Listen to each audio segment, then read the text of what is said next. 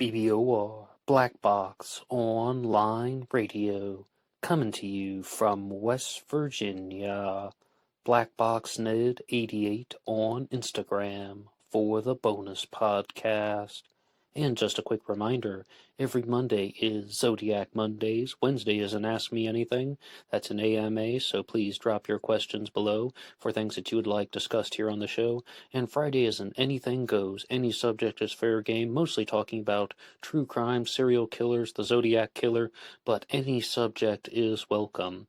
All right, so please share some ideas in the comment section about what you would like to hear about on this channel, and let's get started. And it's time for BBOR, the home of true crime talk radio, and your premier destination for unsolved mysteries, criminal psychology, and exploring the dark side of cyberspace. I am your host, Ned DEHAN, and hello everybody. Today is Friday, another Anything Goes Friday. Welcome to the show. Today I will be talking all about Bruce Ivins, who was the prime suspect in the Anthrax killer mystery, and I would also like to give a big thank you to Tyler Grover, who provided me with a copy of the book The Mirage Man by David Willman. The full title is The Mirage Man, Bruce Ivins, the Anthrax Attacks, and America's Rush to War. While I'll primarily be relying on this particular text, this is not a traditional book review. Instead, it is just a discussion where I look at some of the ideas in the book and do an examination as well as a commentary on the subject. But before we truly begin, I would like to remind you guys that I am also the host of the program Astro Psych 400 here on YouTube. It's a different channel, and some people are saying that they use this program, BlackBoxOnlineRadio, as a way to fall asleep at night, and I thought, why not create something specifically customized to help people fall asleep, and that is available on the channel Astro Psych 400, where you can get the podcast for sleep. I invite you to like and subscribe to both channels, and another great way to help out these shows is to go over to Amazon.com and have a look at the book Killer on a White Horse by me, Ned DEHAN. It is a novel murder mystery inspired by the Zodiac Manson connection, but it is indeed fictional. However, who doesn't love a good mystery? And there is always the Teespring page. Feel free to have a look at some of the merchandise. And remember, being weird is not a crime. And as I said, Tyler Grover and I have been corresponding via email. Anybody can write the show at blackboxonlineradio@AOL.com. And he sent me a copy of this hardcover book, The Mirage Man. If anybody has any ideas for future episodes or subjects that they would like covered on the channel, you can write me just there, blackboxonlineradio@AOL.com. My personal Facebook is also in the description box here, and you can also get me on Instagram at BlackBoxNed88. There's also a Facebook page under the name Blackbox Online Radio. Many ways to keep in touch. The absolute easiest way to request a future episode is just to write your idea in the comments section down below, but sometimes people have more extended things. They want to share something like an address so we can correspond, and the best way to do that is at blackboxonlineradio@AOL.com. To talk about the Anthrax killer, first we have to give the condition that Bruce Ivins was heavily suspected being the Anthrax killer. However, he was not convicted of these crimes because he committed suicide before any trial could take place. And I would like to read an introduction that is written here in the book The Mirage Man to start things off. The Anthrax mailings of 2001 triggered one of the biggest and most complicated investigations in American law enforcement history. Sent anonymously from a mailbox in New Jersey, the letters targeted 2 United States senators, along with a network of news anchors and others in the media. 5 people were killed and 17 additional victims were infected. Mail delivery to homes, businesses, and government offices was disrupted in the aftermath of September 11th. The nation feared that an insidious second wave of terrorism was underway. And I remember these events very clearly, watching the news and such, because of course, September 11th happened, which it was not only a terrorist attack, but the largest mass murder in the history of our country, the United States of America. And shortly after September 11th, we had the Anthrax scare, and I remember very clearly them talking on the news. Even Geraldo Rivera said, I think that Al-Qaeda is behind this Anthrax situation, and everybody did. Everybody thought that Al-Qaeda was responsible for this, and there are reasons why. For example, if I go to the prologue of the book, it says, A benign portal of American life, the mailbox had become an instrument of terror. The nation, it seemed, was in the throes of a biological attack. But by whom? The anonymous letters all contained photocopied messages with the date 9/11/01 and these three lines: "Death to America, death to Israel, Allah is great." So, of course, people were going to suspect Al-Qaeda and Osama bin Laden, and for a while the news coverage around the Anthrax mystery died down in terms of just being someone who was following the media and the general public. The general public's perception of the case became less focused on the Anthrax mystery. But then people just began talking about it again. They said, okay, we all thought it was Al-Qaeda, then it turns out it was some scientist. Well, as I said, he was never convicted, but Bruce Ivins is a heavily suspected individual of participating and committing these crimes, mailing letters laced with anthrax. He was a microbiologist who worked in Maryland, and he also would have had access to anthrax, and he was someone who had worked on the anthrax vaccine. And this book, The Mirage Man, loosely alludes to the fact that, okay, so he's working on all of these developments with anthrax science, and then 9/11 happened, and then all everybody can think about is 9/11, and his accomplishments were not going to be well received, or they would be flat out ignored because everybody's focusing on the aftermath of 9/11, which they should have. I mean, you do not know how many times I've talked to people about how something got disrupted. Like when I was in a library once, they were talking about, oh, our librarians were going to be honored at the White House, but it was supposed to be on September 11th, and then all of a sudden they couldn't have the ceremony to honor the librarians. And then someone said, oh, I had a job interview on 9/11 and it got canceled. I'll never know what would have happened. Yes, of course. And that's for very good reasons. I mean, absolutely 9/11 took precedence over whatever issue was happening. And it should go without saying, right? Well, somebody like Bruce Ivins maybe didn't respond too well to that and wanted to draw attention more to his accomplishments, particularly the anthrax vaccine. But this book here takes a very strong turn because it wants to showcase that Bruce Ivins was someone who wasn't just an accomplished scientist.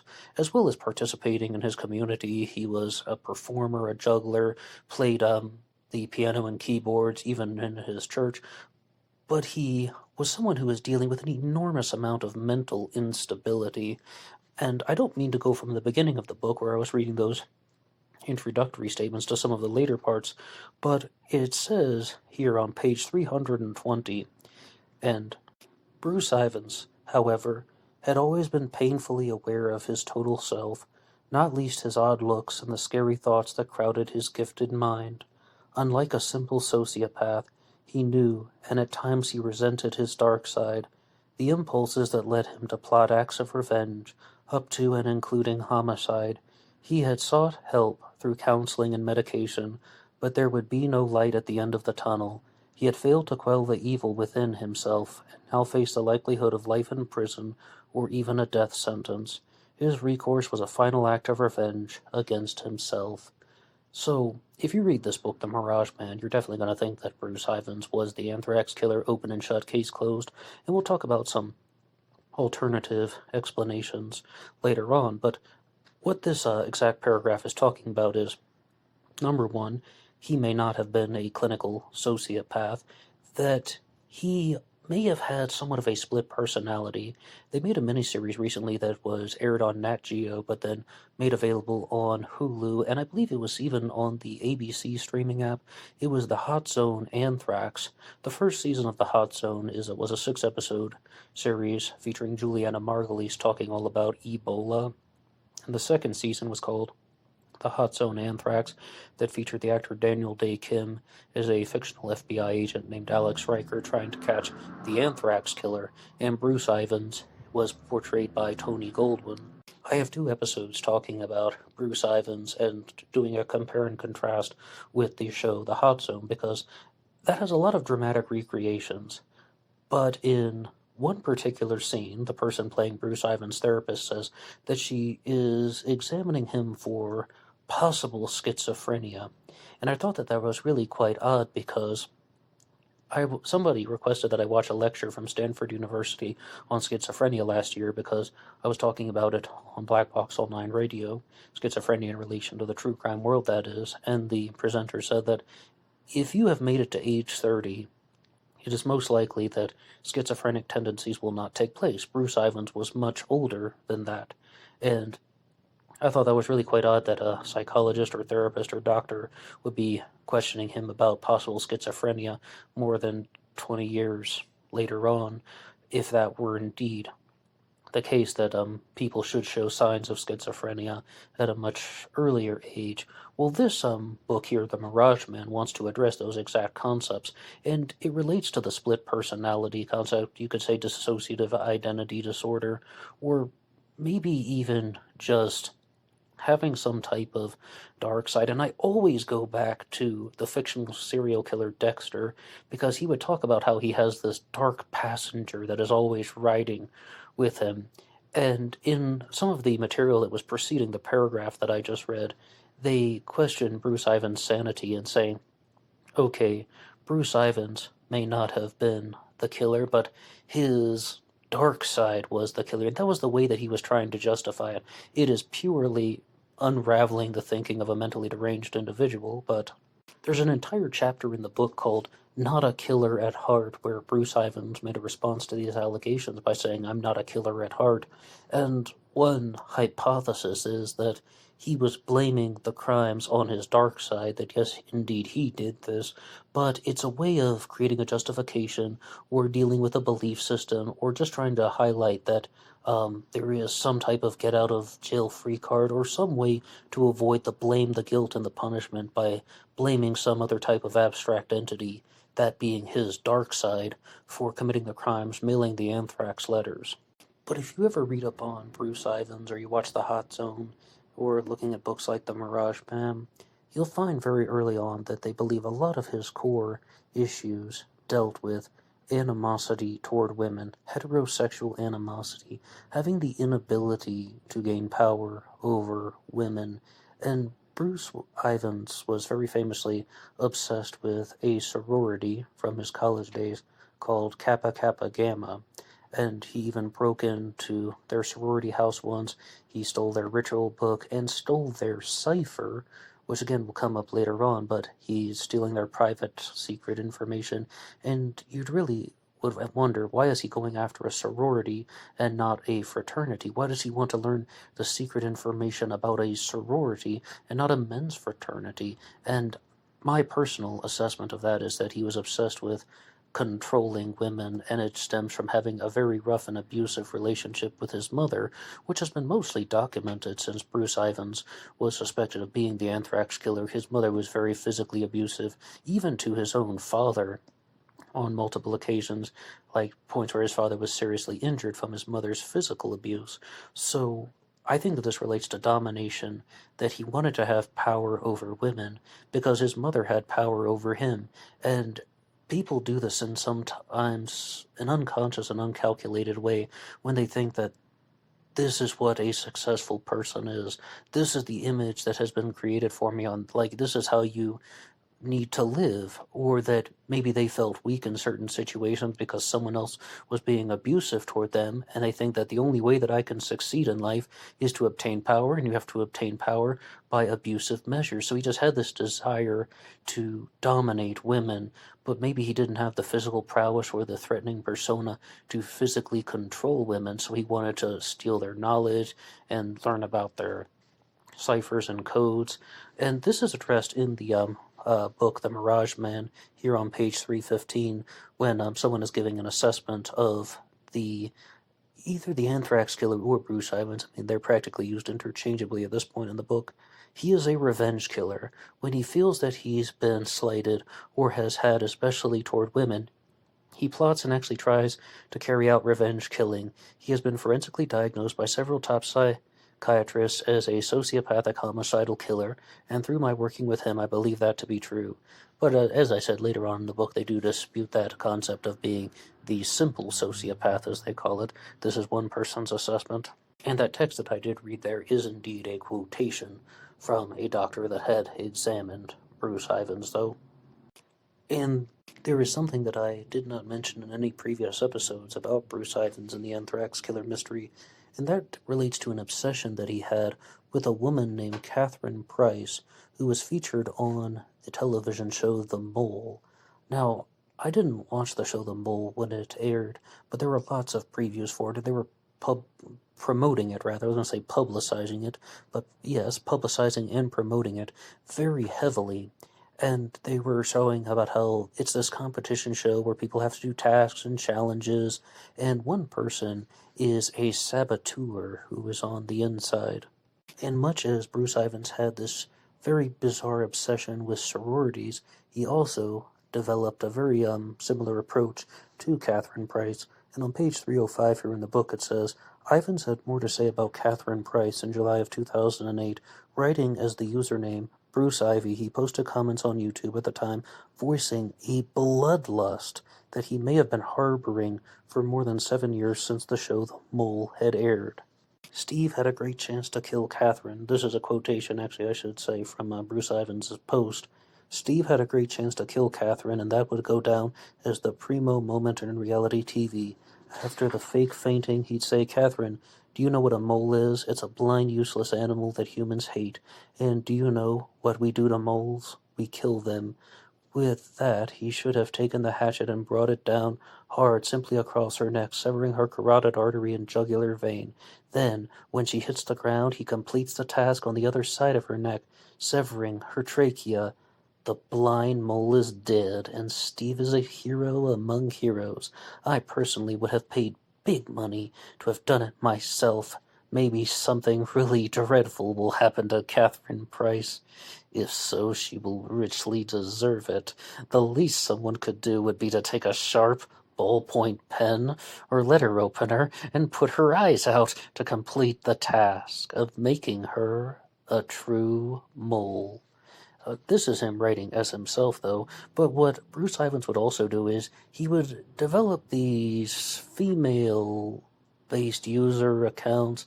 I mean, develop isn't the best word. He would create these accounts under the names of women, and he would try to convince people online that he was a woman who was a fan of Catherine Price, a contestant, again, from the show The Mole, and trying to get in touch with her. An example of that would be this one that is written out here. I'm a huge fan of Catherine Price ever since she was on The Mole Season 1. She was great. I understand that she's now writing and producing. Can someone get me in touch with her? Even one of her sorority sisters at Kansas University. Tell me how to reach her. I'd love to get an autograph from her and have my picture taken with her, perhaps at a book signing or a movie release. Does she have an email, or does she have an agency where she can be reached by email? I hope she will read this. I really do want to meet her and help out there from anybody will be greatly appreciated. And then the very next line in the book for the Mirage Man is, why Catherine Price? What could explain this obsession? Unlike the two earlier celebrity fixations of Ivins, the astronaut Sally Ride and Krista McAuliffe, Price was not an iconic figure. Perhaps was motivated by Price's combination of brains and fresh-faced beauty. Perhaps it was the format. The Mole was a test of intelligence of both cast and audience as they sought to identify the producer's plant. The Anthrax investigators found another possible explanation. In one episode of The Mole, Catherine Price was blindfolded, a fetish of Bruce Ivins. One of the computers the FBI had taken from him in 2007 showed that he viewed scores of pictures of women who were blindfolded, bound, and nude. Alright, so I think you can get the idea about there. I do appreciate the analysis that is put forward by the writer in the book, The Mirage Man, because I'm sure you're wondering that question. Alright, he was obsessed with a contestant from a somewhat unpopular TV show, or certainly not the most lasting TV show in American history. If someone were to ask you to name 5 reality shows, prior to this discussion, would you have even said The Mole? But as a man, I can definitely respond to this one question, why Catherine Price? Oh, because he was horny, because he was attracted to her. I think that is what could explain the obsession, because he thought there was something alluring. And here's another very important point. Maybe because she was less popular, he thought that just some way, somehow, that made her more attainable. Okay, well, is he going to develop an obsession with the biggest movie star in the world? Of course not. She's going to be surrounded with all types of security figures. She's probably not even going to go to her own book signings or movie of events like the fan meet and greets and such. Those might not even happen for some people who are that famous, but maybe somebody like Catherine Price, just some way, somehow, she's going to do the small town book signing at a coffee shop or something like that, and that he would have access to her. Now, what was he going to do with that opportunity? Was he going to murder her, or was he going to simply just unleash very devious tendencies and start making sexual jokes in her presence and laughing uncontrollably? Maybe both. I'm really not sure, and I don't think we will ever know, but I don't think it's an enormous mystery about how some guy can watch a TV show and then he can find a woman attractive, especially one that not everyone is going to think about too much, because this is also a characteristic of people who have a very odd desire for power. They want to have things that other people will not be in control of, and perhaps not a lot of people are talking about the show The Mole. I had never heard of Catherine Price before reading this book here, The Mirage Man, so maybe there's something that feels more exclusive, more personal, or more private about this attraction. Again, if you were talking about the most famous movie star in the world, well, everybody knows who that is. Loads of people have an obsession with her, no matter which famous movie star you think of. Loads of people are already drooling all over her and doing it in a very public way. Something about this makes it seem like she's only his. If you ever do watch the miniseries The Hot Zone, though, or maybe I should just call it a TV show, there's one scene, though, at the end of the program where Bruce Ivins is going to one of his final group therapy sessions, and he's just playing the piano and making up this really silly song about his mother giving birth to him. And it sounds bizarre, and it's showing his descent into madness. But in chapter 29 of this book, The Mirage Man, they talk about a real-life incident involving Bruce Ivins in a group therapy session that is much more horrific. And not only did he do bizarre things in group therapy, he also said, "I'm not going down. I'm not going to be responsible for the murders that the Anthrax killer committed." And he said that he was going to retaliate with physical violence. He was going to get a bulletproof vest, he was going to get a Glock, and he was going to handle the situation himself. And these comments actually led to Bruce Ivins being investigated and hospitalized as a result of just simply responding to that, expressing a desire to hurt other people, or the intent, rather, to hurt other people. And the details of that are explained here on page 313 of The Mirage Man. Over the weekend, the task force searched Ivan's house again, as well as his vehicles and his office at Yosemite, that's where he worked, and the wallet he had with him at Shepard Pratt in Towson. At the house, investigators found a late-model, bulletproof vest, which Ivins had referred to when making his threats in the group therapy session, along with homemade body armor and 236 rounds of ammunition. In addition, the investigators found 17 rounds of .40 caliber hollow-point bullets and a large canister of smokeless handgun powder. They then discovered these items in combination with the threats that Bruce Ivins had made. So, not only did Bruce Ivins tell people that he's going to retaliate with physical violence, he had all the weapons to do so. He also had the bulletproof vest that he was talking about.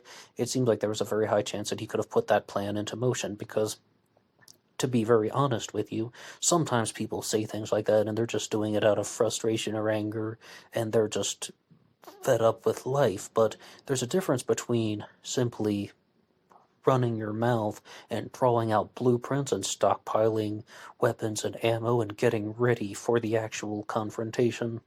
And I think that almost all the publications surrounding Bruce Ivins really want to show that he was a very troubled individual, dealing with mental illness, mental instability, very serious problems, and the fact that he was released, from his medical forced psychiatric stay, it really is quite quite shocking, because not only was he released, he did go on to commit suicide by overdosing on a variant of Tylenol, and there is some conflicting information about that. In this book, The Mirage Man, it says that Bruce Ivins overdosed on Tylenol PM, and that is something that is very widely written about online, but in one source, in a different one, it even talks about how it was actually Tylenol with a combination of something else. No matter what, the man committed suicide, and even as I approached the end of the book, I just thought that there was something so saddening about that, because he doesn't die from the overdose instantly. He is taken to the hospital, his blood pressure is extremely low, but he's just breathing very fast, almost hyperventilating, and he even says a few last words to his daughter, and she really did not know about a lot of the info that Bruce Ivins had been up to, about how Bruce Ivins had been stalking the men, his obsession with the Kappa Kappa Gamma sorority, and there's even part of the book in one of the earlier sections, I believe it's around page 290, when he makes a promise to his daughter that he will not kill himself, and then she asks him when he's on his deathbed in the hospital, did you try to kill yourself? And very faintly he's able to say yes, but because of the overdose of Tylenol PM or whatever it was, his liver began to fail, and ultimately he passed away before he could ever be put to trial or convicted for the Anthrax killings. The exact section when he talks about the promise to his daughter is indeed on page 290, and I'll just read that here. And this is from an earlier psychiatric event. Ivins remained under the care of psychiatrist Ellen Levy, who also treated Amanda. Amanda is the daughter. On one occasion, Levy met jointly with father and daughter. It was an opportunity for Amanda to raise the subject she'd shied away from when Bruce was institutionalized. Amanda was tearfully giving her voice to a great fear. Promise me you won't hurt yourself. Bruce Ivins had the look of a father pained that his daughter would feel the need to make such a plea, and he promised Amanda he would not kill himself, but Bruce Ivins did indeed go on to break that promise. Now, I said that I would address some of the counterclaims involving Bruce Ivins and his guilt for being the Anthrax killer. The first one is, some people believe that no matter what anyone says, he didn't have the exact kinds of anthrax that would have been used in the letters. And also, there is one quotation from this book, The Mirage Man, that talks about how Bruce says, I don't even know how to make a bioweapon. And that's what the counterclaims involve. They say that that's true. Bruce Ivins would not have been in the capability or knowledge or in any type of zone like that to generate a bioweapon in the way that the anthrax letters were mailed, to use it for that particular purpose, and that simply they got the wrong guy. Was he a mentally unstable individual? Yes. Was he someone from a troubled life? Yes. But did he actually send out the anthrax letters, as well as everyone else who was contaminated? No, he did not. I definitely think it is an uphill battle for the people who argue for Bruce Ivins' innocence, but the lawyer who was supposed to defend him is actually quoted at the end of this book saying that he firstly felt really bad that Bruce Ivins committed suicide, and actually even appeared somewhat tearful and very, very bothered by the fact that even though Bruce Ivins was his client and not like a family member, he still felt a lot of emotion after the passing of Bruce Ivins. But he also said that it's a shame that he passed away. It would have been a fun trial. Maybe he would have been found not guilty. I think that's just the way that the lawyers would have played it out. I'm much more concerned with the question, did Bruce Ivins actually commit these crimes? If I had to bet my life on it, I would say yes. He definitely seems like a very plausible suspect for all of this, and I don't buy the explanation that he wouldn't have had access to the exact type of anthrax that would have been used in the anthrax letters. And in the absolute final sections of the book, there's an appendix that talks about the counterclaims of Bruce Ivins that, as I had laid out previously. And to read from that, some valid questions persist about the case against Bruce Ivins, and questions that prosecutors would have had to confront at a trial. Among them, did Ivins have the expertise and opportunity to prepare the anthrax? Some of the Ivins defenders argued that he could not have perpetuated the latter attacks. The bottom line is Bruce Ivins didn't have anything to do with it, and Usamarad didn't have anything to do with it either. Former Bacteriology Division Chief Jerry Andrews, who worked with the plague, not Anthrax, told me. Richard Spurzel, the former deputy of Usamarad, who asserts that the spores were treated with a chemical additive and had told the Washington Post within a week after Ivins' suicide, I don't think there's anyone there at Usamarad who would have the foggiest idea how to do it, the opportunity and the capability. And when I did my responses to the program, The Hot Zone Anthrax, I was really quite shocked that Wikipedia was filled with this type of information. All of the conspiracy theorists out there who think that there's some type of conspiracy against Bruce Ivins, making the claim, as I said before, that he was a mentally unstable individual, but he was not the anthrax killer for all these reasons. Normally, Wikipedia really tries to dispel all of this, but to continue onward in the appendix about how Bruce Ivins may not have been the anthrax killer, it says very clearly, moreover, on September 20th, 2001, 2 days after the first anthrax lace letters were postmarked, Ivins had boasted of his expertise in preparing spores. He told an outside scientist that his mastery of the nuances and methodology enabled him to rapidly produce stable, pure, unclumped spores. It's not necessary to rely on Ivins' own assessment of his proficiency. Several microbiologists with experience growing bacterial spores told me that they were convinced that a skilled hand, such as Ivins, could have prepared all of the anthrax used in the attacks. Now, I know you guys might already be thinking about something, or the people who worked at Usamarad with Bruce Ivins just trying to cover their asses and trying to provide some type of plausible deniability. Oh no, couldn't have been one of our scientists. Everybody who works here is cool. Everyone who works here is fine. Nothing wrong with any of them. Okay, I mean, well, one of them did commit suicide by overdosing on Tylenol, but he was not, I repeat, not a serial killer.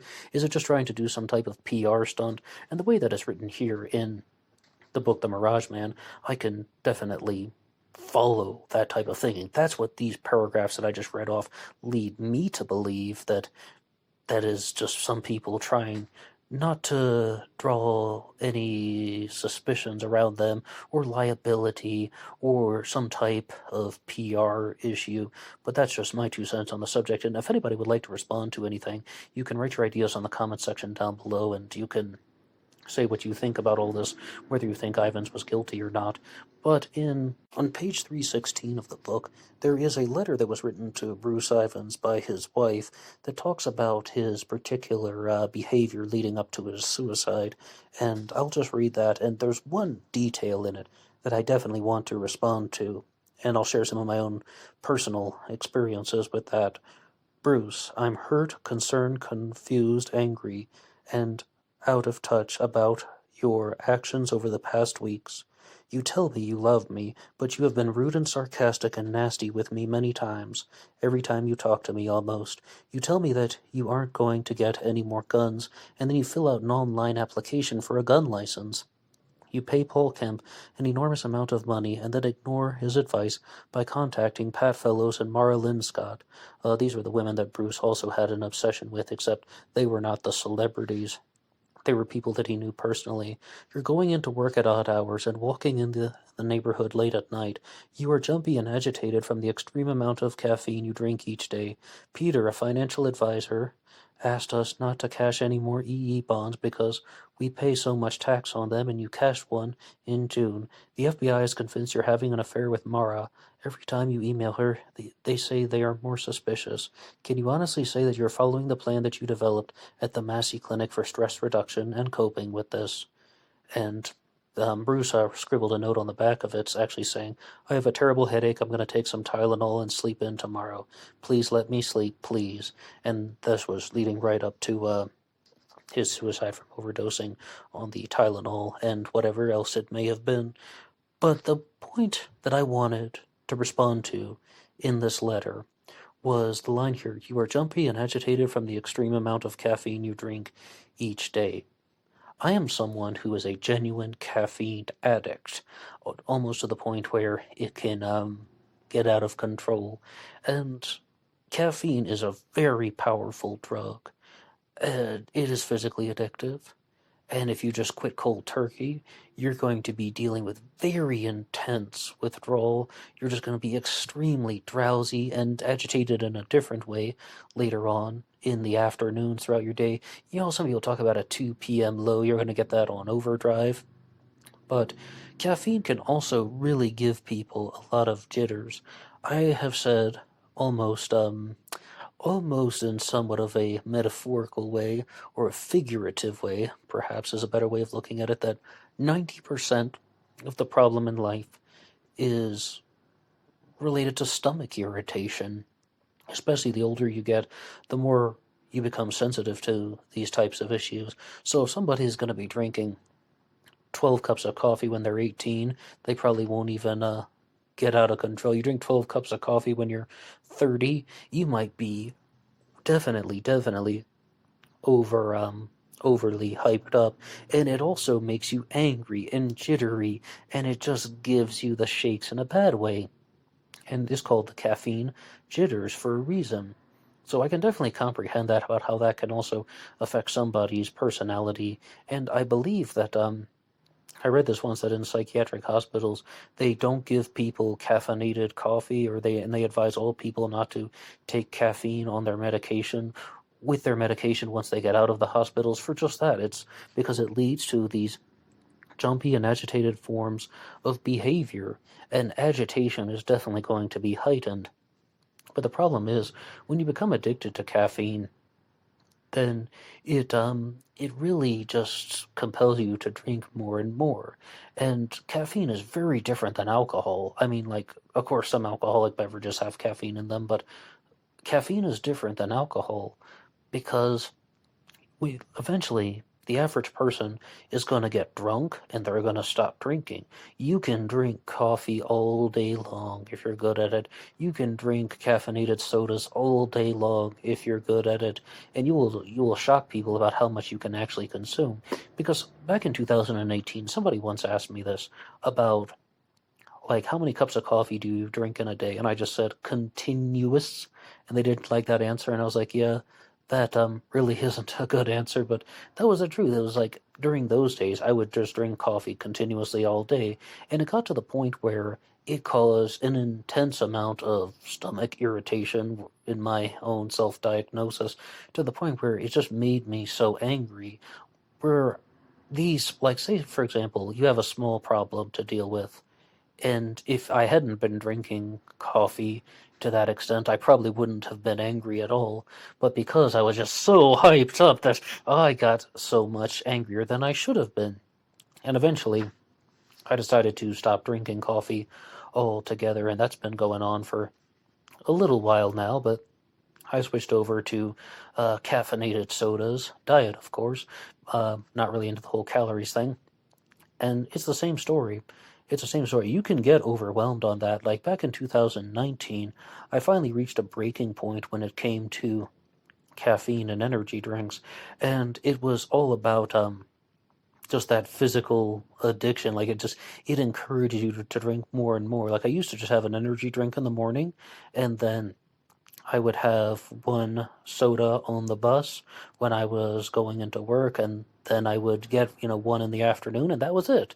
And that's no big deal. But then I noticed that I was buying them two at a time, and then wasn't just one in the afternoon. As soon as I was done with my two drinks, I had to buy another two, and I finally reached the breaking point when I was just so overwhelmed that I could barely function. I mean, yeah, I can walk, and yeah, I can talk, and yeah, it's not being drunk, but it definitely makes you agitated, jittery, and also to the point where it takes a toll on your body. And I was like, all right, I gotta stop. And then I just had to detox. I mean, not through a clinic or anything. This is just soda, mind you. So I just stopped drinking, and I just went through a whole day of, like, all these weird things going on in my body, and that all of that drowsiness and such. But I'm really glad that I did it, because then I very easily on I was able to get back to normal. So yeah, okay, caffeine is very, very important when you're trying to figure out why is somebody so angry, so jumpy, and so jittery. And the final thing that I'll say in this book discussion here, minus that old little personal anecdote that I threw in about caffeine addiction, but I do think it was relevant to some of the things that Bruce Ivins was feeling. Tyler Grover has written out a bunch of things about how Bruce Ivins could possibly either be a Zodiac suspect or drawing the comparisons and the similarities between the Zodiac killer and Bruce Ivins, the prime suspect in the Anthrax letter mystery. And he's also provided me with a photo of Bruce Ivins from high school, as well as looking at some of the samples of his handwriting. And compared to the Zodiac Killer handwriting, I think that it most closely resembles the LA Times letter, as well as maybe possibly the Fairfield letter, which was unconfirmed. And I don't know what to make of the photograph. I mean, is it just popular for men in the 1960s to have dark rimmed glasses and to have short crew cuts? I mean, maybe. I'm really not sure what else to make of that. But please look out for some more things about this Zodiac Killer Anthrax Killer connection, the Zodi-Anthrax mystery. And they're just, first would want to approach it as looking at the Zodiac Killer and the Anthrax Killer in terms of the similarities and the differences, the comparing and the contrasting. And I do that every Thursday here on this channel for something called the Versus series. I just did one about the Long Island serial killer versus the Stone Cold Killer, Arthur Bomar. And I think that it's a very valuable mental exercise because it looks at the ways in which criminals function. How does criminal behavior operate? Why is this serial killer operating in this way and this serial killer is operating in a different way? Is someone driven by this particular psychological factor, and is this person driven by another psychological factor? Well, what do you have to say about Bruce Ivins as a suspect in the Anthrax Killer mystery? And what do you have to say about anything involving any subject at all that has been mentioned in this episode? One more time, the book that I was citing throughout this episode is called The Mirage Man, Bruce Ivins, The Anthrax Attacks, and America's Rush to War, and it was written by David Willman. And thank you again to Tyler Grover for all the material that he has compiled for some future episodes, as well as perhaps maybe some of his own creations about the Zodi-Anthrax connection. So lots of things to look forward to here on Black Box Online Radio if you're curious about these mysteries. As always, you can like and subscribe. And one more time, Amazon.com for the book Killer on a White Horse, AstroPsych 400 for the podcast for sleep, and of course the Teespring page to have a look at some of the merchandise. Anybody can write the show at BlackBoxOnlineRadio at AOL.com. My personal Facebook is also in the description box, and of course BlackBoxNet88 on Instagram. Lots of ways to keep in touch. Please send me your suggestions, recommendations, books that you would like discussed, as well as cases that you're curious about. And on the Anything Goes segment on Fridays, remember, any segment, any suggestion, any topic, any idea is fair game. So that's all for me now. I'll see you over on Instagram for the bonus podcast. Until next time.